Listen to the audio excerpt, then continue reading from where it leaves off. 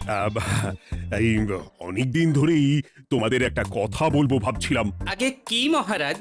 মন্ত্রী আর গোপালের মধ্যে কে বেশি ভালো সেটা পরীক্ষা নেওয়ার পরিকল্পনা করেছি, এবং যে এই পরীক্ষায় সফল হবে তাকে আমি পুরস্কার দেব। এ তো বেশ শুভ সংবাদ।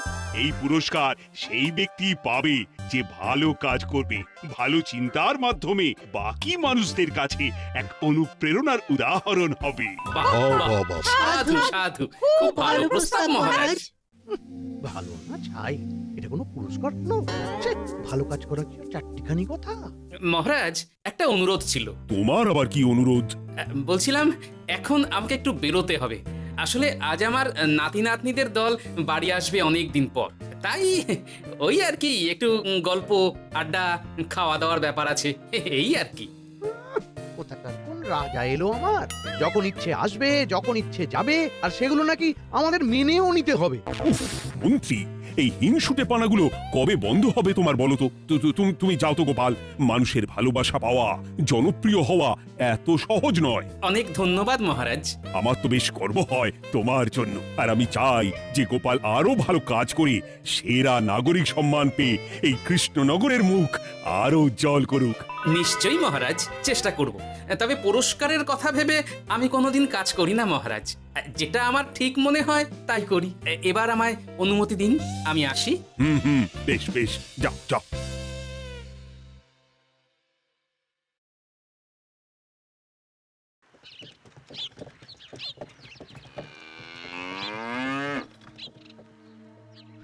সেরা নাগরিক সম্মান সেটাও নাকি পাবে ওই গোপাল। বাবা, মহারাজের কি আদিক্ষেতা গোপালের প্রতি, দেখেও গা জ্বলে যায়। ও কি একাই আছে নাকি যে বেশি জনপ্রিয়?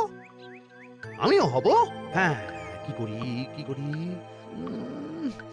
যাই একটু গোপালের বাড়ি উঁকি মেরে দেখে আসি যে কি এমন মহান কাজ করে। ও দিদা, শরবতটা দারুণ হয়েছে গো। হ্যাঁ, প্রাণটা জুড়িয়ে গেল। আর একটু খাবি নাকি তোরা? না না গিন্নি, বেশি শরবত খেলে বাকি কিছু আর খেতে পারবো না। তুমি বরং ওই তরমুজ, জাম, যা যা ফল এনেছি সব এনে দাও। আচ্ছা আচ্ছা, সেই ভালো। আজকের দিনটা পুরো জমে গেল, মানে কোনো তুলনা হয় না। সে আর বলতে, গোপাল দাদুর জায়গা কেউ কোনোদিনও নিতে পারবে না। কয়জন দাদুকে দেখেছে ওরা জীবনে? এসব তো আমিও খাওয়াতে পারি, বেশি বাড়াবাড়ি। এই নে সোনারা আমার, তোদের জন্যই তো তোদের দাদু এসব এনেছে। হ্যাঁ, এই তোরা খা, কেমন লজ্জা করিস না কিন্তু। সে আর বলতে, ও দাদু তুমি এবার পরের গল্পটা বলো তো। কি ব্যাপার, মন্ত্রী মশাই হঠাৎ হাঁড়ি পাচ্ছে কেন? কই গো দাদু, চুপ করে আছো যে? হ্যাঁ হ্যাঁ, বলছি। এবারে বুঝলি, এবারে তোদের একটা অন্যরকম গল্প বলবো। ধুর, আরে কি বলছে সব ঠিক করে শোনাও যাচ্ছে না। আর একটু ভালো করে উঁকি দি।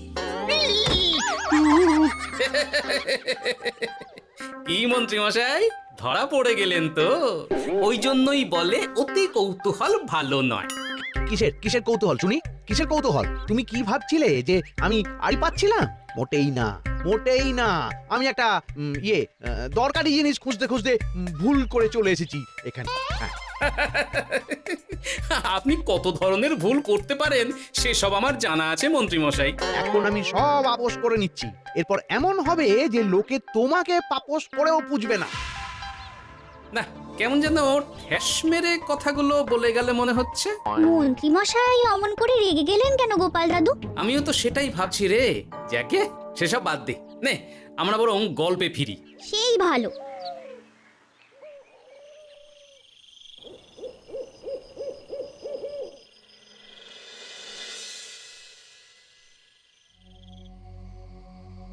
অনেক হয়েছে, অনেক হয়েছে গোপালের গুণগান।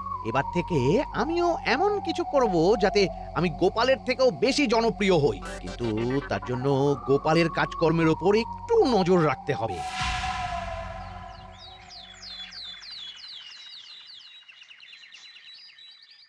শোন বটাঘটা, কয়েকদিন তোদের গোপালের ওপর পুরো নজর রাখতে হবে। গোপাল কিভাবে কি করছে, কেমন করে করছে, সব এসে আমাকে জানাবি তোরা। আচ্ছা মন্ত্রীমশাই, চিন্তা করবেন না। একেবারে গোপালের দিন পঞ্জিকা বানিয়ে দেব আপনাকে।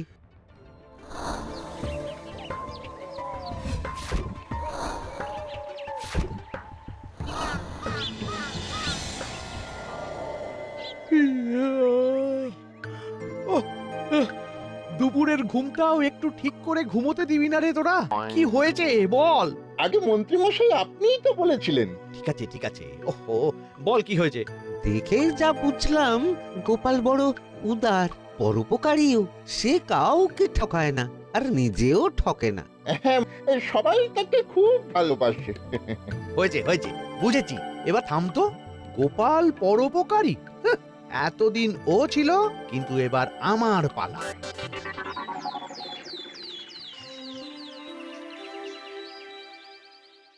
মহারাজ, আমার একটা কাজ আছে, তাই আজ একটু তাড়াতাড়ি বেরোতে হবে। দয়া করে অনুমতি দিন। তোমার আবার আজ কি কাজ আছে? কেন মহারাজ, আমার কি কোনো নিজের কাজ থাকতে পারে না? আপনার যদি আমার উপর কোনো সন্দেহ থাকে, তাহলে আপনি নজর রাখতে পারেন। আহা মন্ত্রী, আমি কি সে কথা বলেছি একবারও? তাহলে এটা যদি গোপাল বলতো, তাহলে কি আপনি ওকে এত প্রশ্ন করতেন? এর মধ্যে আবার আমি আসছি কোথা থেকে? দেখছেন তো মহারাজ, কেমন আগ বাড়িয়ে ঝগড়া করতে আসে। ওহো, ঠিক আছে মন্ত্রী, তুমি যাও। ও কি, আবার কি হলো? প্রণাম করছো কেন? ভালো কাজ শুরু করার আগে আপনার আশীর্বাদ নিয়ে নিলাম মহারাজ। কিছু কি বুঝলেন মহারাজ? না, কি ব্যাপার বলো তো? কি সব ভালো কাজ শুরু করার কথা বললো শুধু? সেটাই তো, থেকে থেকে কি যে হয় বুঝি না।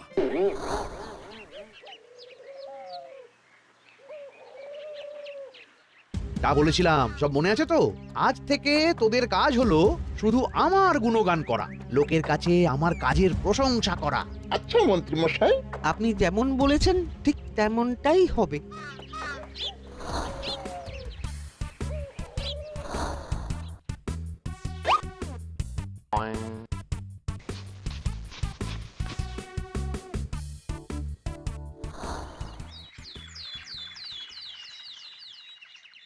সত্যি কথা, মন্ত্রী মশাই মতো আর ভালো মানুষ হয় না। ওনার মন অনেক বড়। সে আর বলতে। বরাবরই তো খুব বড় মাপের মানুষ। আরে আরে গোপাল দাদা, আরে কোথায় চললে? এই রাজসভায়। ও মা, তাহলে তো তোমার সাথে মন্ত্রী মশাইয়েরও দেখা হবে। হবে বই কি? বাবা বাবা, তাহলে তুমি একটু ওনাকে আমার গিন্নির তরফ থেকে ধন্যবাদ জানিয়ে দিও। গতকাল উনি আমাদের অনেক সাহায্য করেছিলেন কিনা। সাহায্য? মন্ত্রী মশাই? আচ্ছা, ঠিক আছে।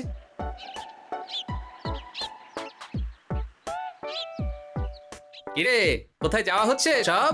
আজকাল তো তোদের দেখতেই পাওয়া যায় না। বাড়িতেও গল্প শুনতে আসিস না তোরা। কি করে যাবো বলো তো গোপাল দাদু, সময় হয় না তো। সে কি কথা? খুব চাপ চলছে নাকি? না না, সে কথা নয়। আসলে মন্ত্রী মশাইয়ের বাড়িতে একবার ঢুকলে খাওয়া দাওয়া গল্প খেলা সবকিছু সেরে বেরোতে বেরোতেই অনেক দেরি হয়ে যায়, তাই আর তোমার বাড়িতে যাওয়ার সময় হয় না। মন্ত্রী মশাইয়ের বাড়ি? ও, মন্ত্রী মশাই মনে হয় ভালোই সবার মনে জায়গা করে নিচ্ছে। যাকে ভালো কথা, সবার ভালো হলেই ভালো। তা মন্ত্রী, চারপাশ থেকে তো তোমার নামে বেশ ভালো ভালো কথাই শুনছি। খুব ভালো। এইভাবেই মানুষের পাশে থাকো সব সময়। এখন তো গোপালের থেকেও সবার মুখে তোমার নামই আগে আসে। বেশ হয়েছে, এটাই তো চাইছিলাম। গোপালকে ছাপিয়ে গেল মন্ত্রীর কাজ, সকলের মুখে তাই ওর নাম আজ। ওকে গোপাল, তুমি এত চুপচাপ কেন? সবাই এখন আমায় বেশি ভালোবাসে, এতে কি তোমার কোনো অসুবিধা হচ্ছে গোপাল? অসুবিধা? কি যে বলেন মন্ত্রী মশাই, এটা তো খুব ভালো কথা। তবে কি বলুন তো, মানুষ যত তাড়াতাড়ি মাথায় তোলে, কিছু হলে ঠিক তত তাড়াতাড়ি মাথা থেকে নামিয়ে দেয়। মানে কি বলতে চাইছো? না, তেমন কিছু না। ওই নিজের জায়গাটা ধরে রাখাটাই আসল। সত্যি কথা বলেছো গোপাল, এক দুদিনে রাতারাতি কিছু অর্জন করা যায় না। যাই হোক, সভা আজ এখানেই শেষ করলাম। না, এখন আর কারোরই আমাকে প্রয়োজন নেই মনে হয়। সবাই তো মন্ত্রীমশাইয়েরই জয়গান করছে, তবু যেন কেমন খটকা লাগছে আমার। দূর, এত ভেবে কাজ নেই। ভোলা ময়রার দোকান থেকে বরং কটা রসগোল্লা কিনে নিয়ে যাই। ওই গো, আমাকে গোটা 10 রসগোল্লা দাও তো। রসগোল্লা তো হবে না। কি হবে না? এই তো সামনে রাখা দেখতে পাচ্ছি। ওগুলো ওই মন্ত্রী মশাইয়ের জন্য রাখা আছে। ওগুলো ছাড়া তুমি অন্য কিছু বলো, আমি দিচ্ছি। না থাক, কিছু লাগবে না।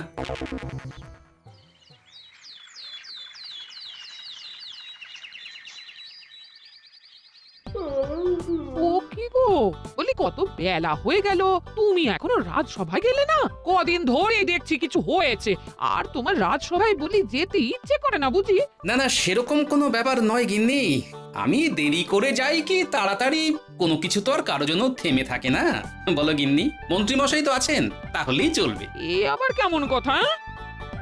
কিছু না, আমি বেরোলাম।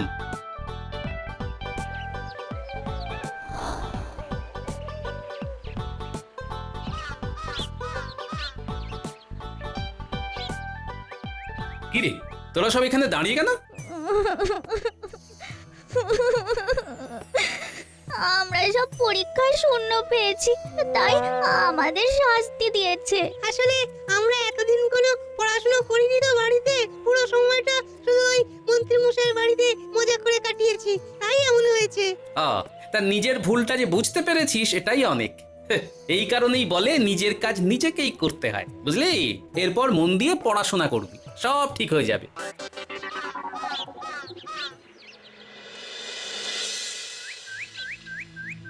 ও কি গো ভোলা মায়েরা, এমন মুখ বেজার করেছো কেন? আর কি বলি গোপাল দাদা, খদ্দের একটাও নেই। বসে বসে শুধু মাছি তাড়ানো ছাড়া আর কোনো কাজই নেই। কেন হঠাৎ এমন কেন হলো? এই মন্ত্রী মশাইয়ের জন্য উপকার করে দেওয়ার নাম করে আমাকে দুধ থেকে ছানা মেখে দেওয়ার কথা বলেছিল। আমিও খুশি মনে রোজ দুধ পাঠিয়ে দিতাম ওনার বাড়ি। তারপর?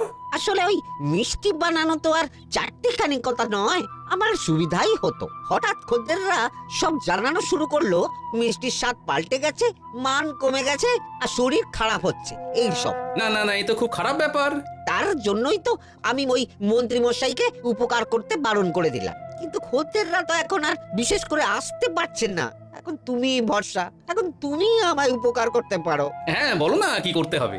তোমাকে তো সবাই খুব মানে। তুমি যদি ওই মিষ্টি খেয়ে সবাইকে বলো যে আমার দোকানের মিষ্টি ভালো, তাহলেই একমাত্র ওই আমার আবার বিক্রি শুরু হবে। বেশ। শোনো শোনো, তোমাকে না একটা কথা বলার আছে। কি কথা? তুমি ভালো মানুষই করছো, তাতে তোমার লাভ, আমার কি লাভ আছে তাতে?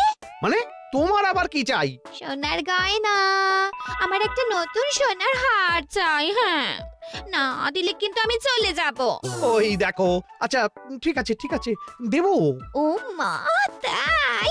সত্যি তুমি খুব খুব ভালো। আমি তোমাকে যতটা কিপটে ভাবতাম, তুমি ততটাও কিপটে না।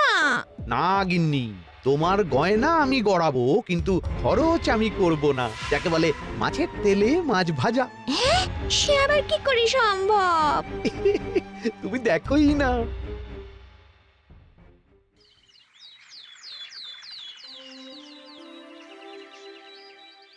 মহারাজ, আপনার কাছে একটা অনুরোধ ছিল। হ্যাঁ বলো না। এই আগামী সপ্তাহে আমি সকলকে বিনামূল্যে বস্ত্র ও খাদ্য সামগ্রী বিতরণ করতে চাই। আর তার জন্য আমার ইচ্ছা যে আপনি সেখানে প্রধান অতিথি হয়ে আসুন। বাহ বাহ বাহ, এ তো ভারী উত্তম প্রস্তাব, নিশ্চয়ই যাব। অনেক ধন্যবাদ, এ তো আমার পরম সৌভাগ্য মহারাজ। কি খুশি তাহলে? এই আর একটা কথা, মানে বুঝতেই তো পারছেন অনেক খরচ, তাই অল্প পরিমাণ যদি মোহর, মানে আপনার যেটা ভালো মনে হয়। বুঝেছি আর বলতে হবে না।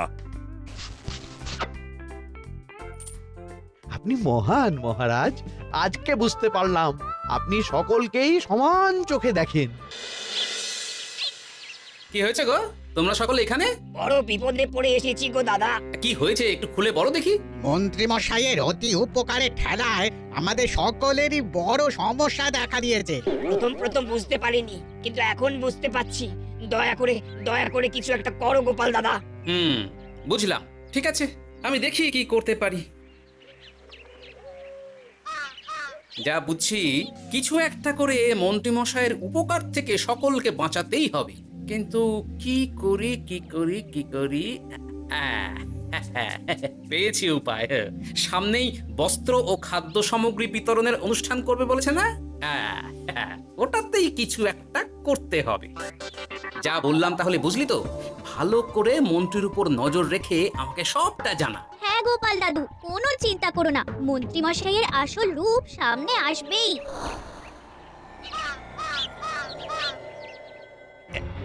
এই নে আগাম কিছু মোহর। সামনের অনুষ্ঠানের জন্য সব থেকে খারাপ মানের কাপড় ও আনাজপাতির বায়না দিয়ে আসবি। বাকি যেটুকু দাম থাকে সেটা আমি অনুষ্ঠানের দিন দিয়ে দেবো। আচ্ছা মন্ত্রী মশাই। মন্ত্রী মশাইয়ের চালাকিটা একবার দেখলি? বিতরণের নাম করে সব খারাপ জিনিসগুলো বিতরণ করার তালে আছে। খুব ভালো কাজ করেছিস। এখন বরং তোরা যা, আমাকে একটু বেরোতে হবে, বুঝলি? আচ্ছা দাদু। তুমি সত্যি বলছো গোপাল? এত বড় বিশ্বাসঘাতকতা! আমার থেকে মোহর নিয়ে, আমার হাত থেকে উপহার নিয়ে আমার প্রজাদেরই ঠকানো। এখনই তাহলে ওই মন্ত্রীকে ডেকে এনে শাস্তি দেওয়া হোক। না মহারাজ, মন্ত্রী মশাই যে শুধু আপনাকে ঠকিয়েছে তা নয়, মানুষের ভালোবাসারও দাম রাখেনি। সবকিছু সবার সামনে হোক।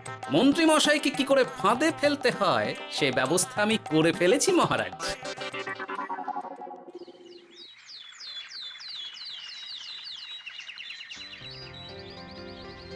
যাক বাবা, এই সুযোগে প্রচুর মোহর হাতে চলে এলো। এমনিও আমার চিন্তার কোনো ব্যাপার নেই। সব জিনিস তো মহারাজের হাত দিয়ে বিতরণ করা হবে, তাই খারাপ হলেও সবাই ভাববে মহারাজ দিয়েছে। শোন, এবার তোরা গিয়ে মন্ত্রীকে ওখান থেকে সরিয়ে আন। ততক্ষণে আমি আমার কাজটা মিটিয়ে নিই। আচ্ছা। মন্ত্রী মশাই শিগগিরই চলুন আমাদের সাথে, মহারাজ আপনাকে ডাকছেন ওই গাছতলার ওখানে। এখন হ্যাঁ, মহারাজ তো আপনার উপর খুব খুশি, তাই দেখে মনে হলো কোনো একটা উপহার দেবেন আপনাকে। তাই নাকি? বটেই তো। আমি এক্ষুনি যাচ্ছি।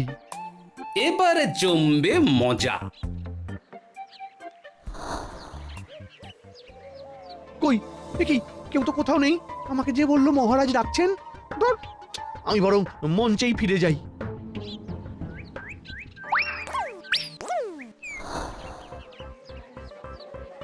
মন্ত্রী মশাই, আমরা চলে এসেছি। আপনি বলেছিলেন আজকে আমাদের পাওনা মিটিয়ে দেবে। আপনার কথা মতো সবচেয়ে উৎকৃষ্ট মানের কাপড় আমি দিয়েছি।